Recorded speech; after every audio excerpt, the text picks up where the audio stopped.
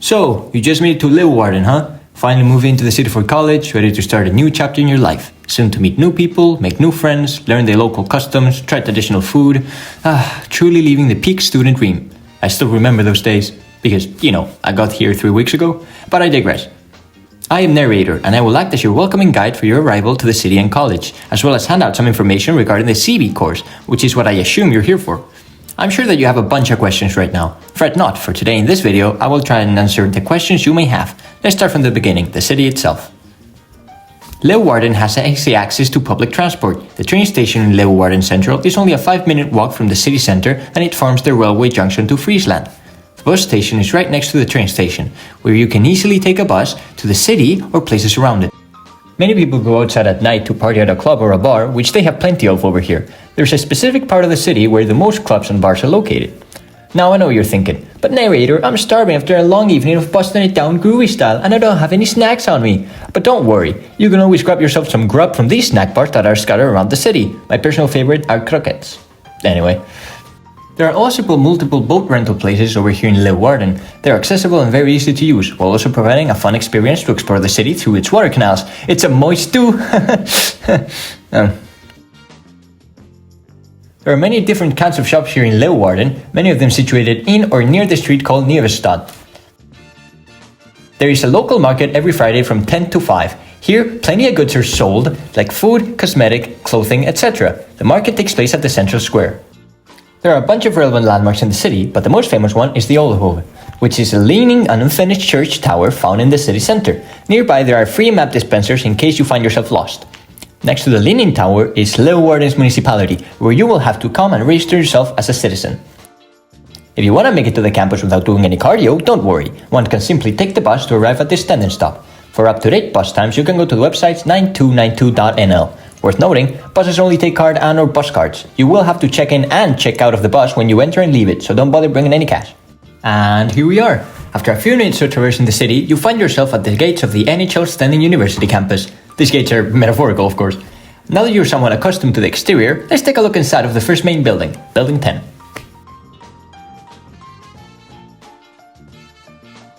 By the way, if you're having trouble finding the buildings and or classrooms, you can check out the Your Own Space YOS app for free. Here you will be able to find a map with the floor plans of each building with the respectively labeled classrooms, as well as your schedule, among other things. It's very handy, back to your regularly scheduled program. Now let's have a talk with reception. Hello. Hello. I would like to know, how can reception help a student? What kind of questions can you answer? And what can you do? A lot of time they ask which room they have to go, where they have the class, so we point them the direction in the building, and they want information about their course, and sometimes they have IT problems, and then we can show them the way to service desk, something like that. Thank you very much. You're welcome. Bye-bye. Thank you, Agnes, that was lovely. For technical questions and ICT support, you can visit the service desk.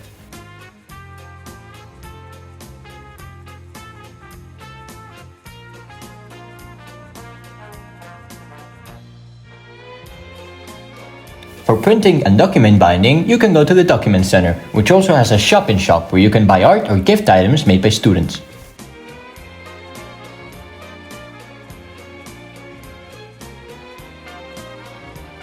Now let's scram and visit Building 8, why don't we?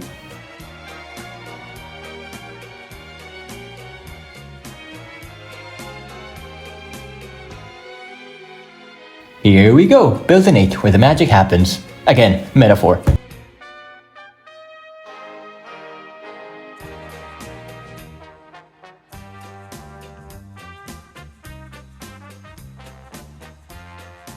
Let's have a talk with the student info.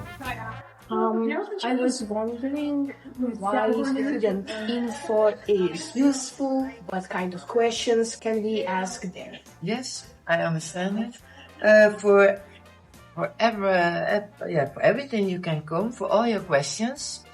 If you want to make an appointment with the student council, you can come to us. If you need contact details of the secretary, for example. If you want to make an appointment,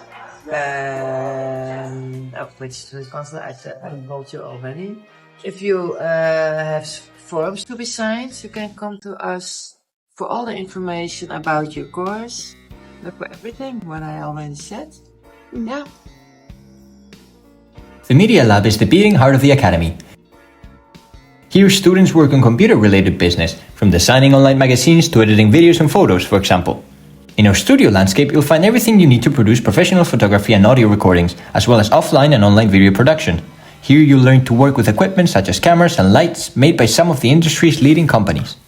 The NHL Stenden Library offers a welcoming and inspiring place for students and staff to study, do research or meet up. In addition to a comprehensive print collection, the library also has an extensive digital collection that is accessible 24/7. Support is offered in various areas, from looking for information, writing reports or a thesis, to quotations of sources and more. Opposite to the library is the iShop, where you can buy office supplies, postcards and NHL Stenden merchandise. Here you can also rent camera, audio and many more equipment with your student card for your assignments. There are various places in both buildings where you can get something to eat or drink, like the cafeteria, freshly prepared food for a reasonable price. We also have several terraces and gardens where you can enjoy your lunch or relax for a while you munch on an appetizer. There are vending machines for free coffee and tea at central locations in the building. The NHL Stenden premises are smoke-free. This means smoking is not allowed anywhere on our institution's premises, only outside. Now that that's out of the way, I'm positive that you're ruminating on your last question. Narrator, that's good and all, but what about the course itself? The Creative Business program focuses on the development of the student regarding all learning outcomes. The first 4 weeks, called Base Camp, will be slow and very informative, which is useful for students so they can get used to the system while still having time to explore the new city. Students also work in workshops creating products for the client. All the assignments will be used to analyze the progress of a student, which will play a part in the final grade. The students will gain knowledge on how to be a leader, how to work in a company, or how to be an entrepreneur throughout the course. But don't take from me, we have prepared an interview with one of the course coaches. How do coaches assess students? So in creative business, what we do is we assess every student based on several learning outcomes. In the first semester that you are currently in, it's 5 learning outcomes. And what we assess is your progress over time. So we look at the feedback you received on specific data points, and then we assess whether or not you meet our requirements for what you have learned per learning outcome. For example, research or marketing. So what are the learning outcomes? For this semester, the learning outcomes there are 5 of them. The first one being personal leadership, second one, research, media management, media business, and media marketing. But throughout the whole year, you will get to experience more learning outcomes because every semester is different. These are only the ones for the first semester. And what is a design thinking?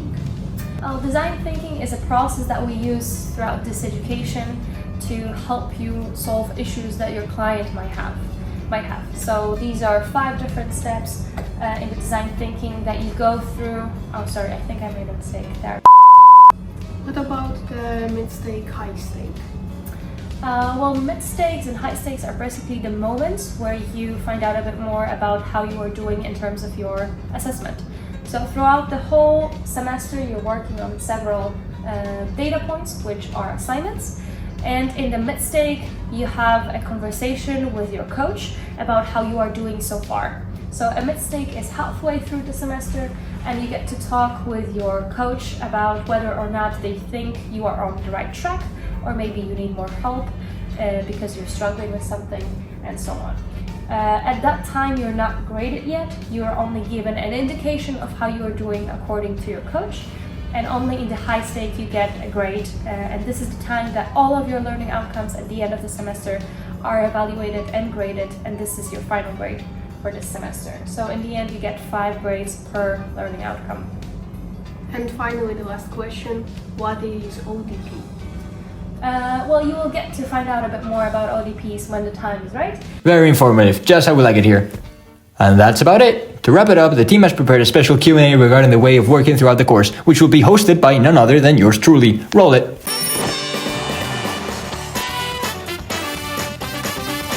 Hello and welcome everybody to our onboarding podcast for the NHL Network, where I, your host, is accompanied today by 2 brand new creative business students who seem to have quite a few questions regarding the course. As a veteran student myself here in the university, I will be answering all and any questions they might have. So feel free to ask away. Hello, I'm Magnus. And I'm Sotiris. And we have a few questions. So, first question would be, do we need any books for our studies? Well, not really. All information you need is regarding the study can be found on the college forums, like Blackboard, for example. How to access them is taught more via class assistance, however, so that is important.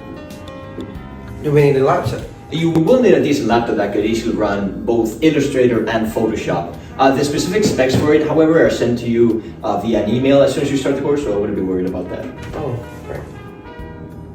And how busy is our schedule? In your schedule, you have 2 to 3, maybe 4 atelier sessions per week. Oftentimes, some events include activities, celebrations, partner meetups, expert sessions, lectures, Q&As, and similar.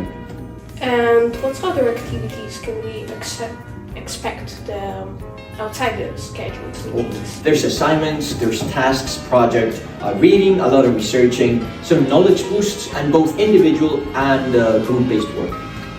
Is there more group work or individual work? Well, there is a pretty good balance between group and individual work. While you will have to often work well yourself, even in a group, most of the activities will be group-based, especially near the beginning of the course. Rest assured though, it's pretty balanced. How important is assistance? Well, assistance, as I mentioned before, is highly important to thrive in the course. Creative business here has a very hands-off approach to work, which may leave classes looking like more of an introduction to the course. However, class assistance is vital for guidance, since this is where the information and instructions to find important documents, forums, or similar, like for example Blackboard, as I mentioned before, will be explained to them so the students can, later seek them by themselves. How are classes taught? Well, in classes, there's a heavy use of presentations to teach new information, serve as guidance, or answer any questions the students may have. These are shown during lectures and ateliers, and are later uploaded to Teams to be watched in case you missed a class for whatever reason. However, and I don't want to stress this, it is extremely recommendable that you assist to the class because it's much easier to understand the information when you are taught by a professional than you just reading it. Are there many exams throughout the course? Well, funny that you say that. There's not really any traditional exams, as you would call them. There are, however, a few knowledge tests and just similar tests that regard assessments and assignments, but usually individual assignments. But again, when assessed, your progress will be what matters. Your evolution throughout the course will be the thing that is assessed, not just how you do in one specific day with one specific task. Which is pretty dynamic. Any more questions you'd like to ask? No, I think we're done with questions. All right, Yeah. well, thank you. Do you have any questions? No, thanks. All right, thank you. Well, that's all for today, folks. You know where to tune in for next session on next Tuesday. If you guys need anything, just look at the page, send us an email, whatever. If you want to come here, again, just check the mails. We always look at them, most of the time. And see you later.